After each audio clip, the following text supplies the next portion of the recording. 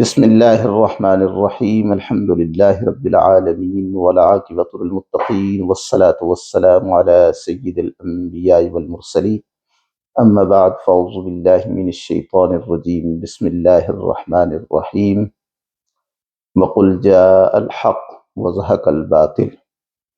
حاضرین و سامعین، گزشتہ دنوں ہم نے دیکھا کہ امام المناظرین شمشیر حیدر کرار، اہل سنہ و جماعت کی للکار، حضرت علامہ مولانا مفتی محمد حنیف قریشی صاحب زید شرفہ، آپ نے بڑے خوبصورت انداز میں فتنہ جہلم کو بے نقاب کیا، اور بڑے ہی خوبصورت اور احسن انداز میں سب سے پہلے مرزا نے جو یہ فتنہ پھیلا رہا تھا اس نے قبلہ مفتی صاحب کو چیلنج کیا، اور بڑے دبنگ انداز کے ساتھ اس نے چیلنج کیا، اور چھاتی تان کر، سینہ تان کر اس نے کہا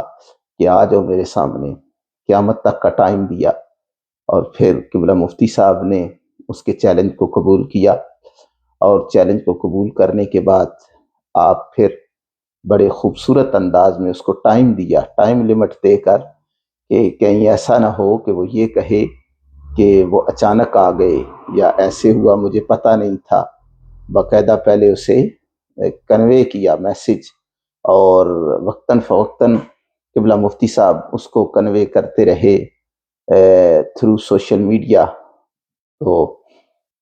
اس کو یہ میسج، یہ پیغام ملتا رہا،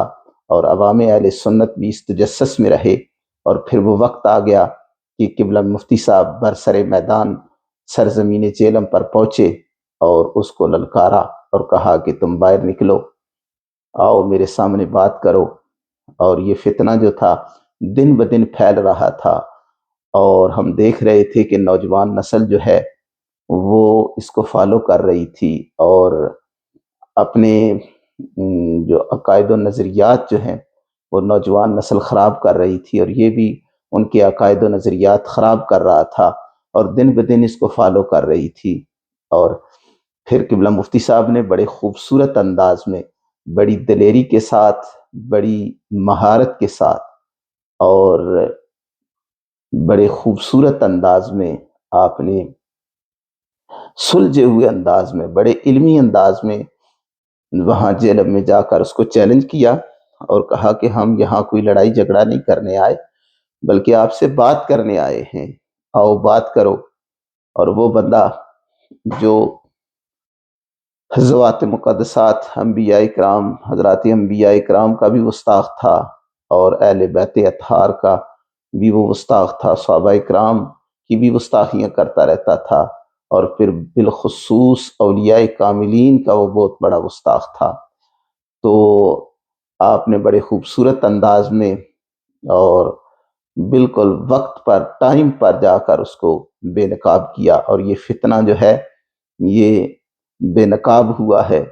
اور اب میں دیکھ رہا ہوں کہ جو نوجوان نسل اس کو فالو کر رہی تھی،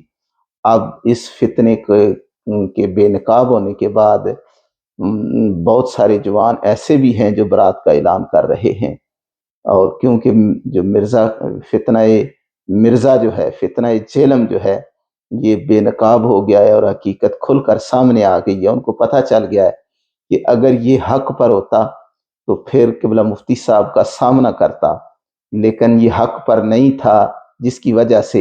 یہ قبلہ مفتی صاحب کا سامنا نہیں کر سکا۔ اور یہی اہل علم کا شیوا ہوتا ہے، اور اہل حق کا بھی یہی شیوا ہے کہ وہ برسر میدان جا کر للکارتے ہیں۔ اور یقین جانیں قبلہ مفتی صاحب نے یہ اس تاریخ کو دہرایا ہے جو پیر سید مہر علی شاہ صاحب محدث گولڈا نے سرزمین لاہور پر جا کر مرزا قادیانی کو للکارا، اور کہا کہ سامنے آؤ، اگر تم سچے ہو۔ تو آج اس تاریخ کو دہراتے ہوئے قبلہ مفتی صاحب نے مرزا جہلمی کو جا کر للکارا، اور کہا کہ باہر نکلو، اگر تم سچے ہو تو سامنے آ کر بات کرو۔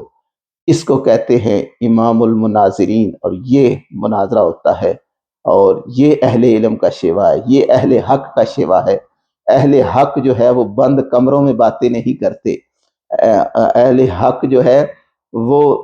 برسر میدان آ کر مقابلہ کرتے ہیں، اور باطل کا کلا کما کرتے ہیں، اور جب حق آتا ہے تو باطل مٹ جاتا ہے۔ اللہ تبارک و تعالیٰ بھی قرآن مجید میں ارشاد فرماتا ہے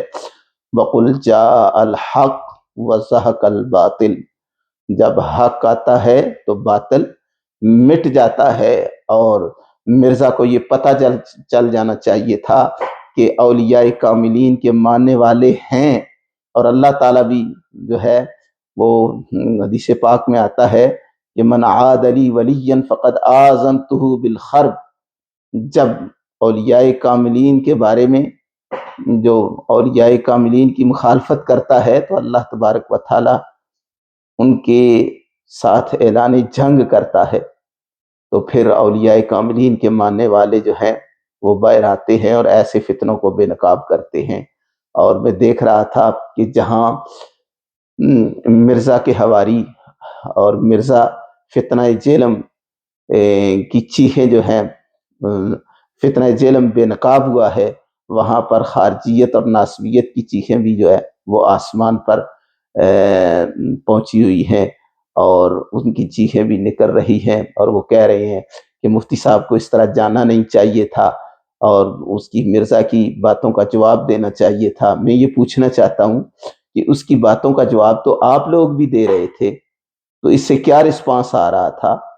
اس سے تو کوئی رسپانس نہیں آ رہا تھا۔ لیکن اب جب کہ پورے پاکستان کا میڈیا وہاں جیلم میں پہنچا اور وہاں قبلہ مفتی صاحب بھی پہنچے،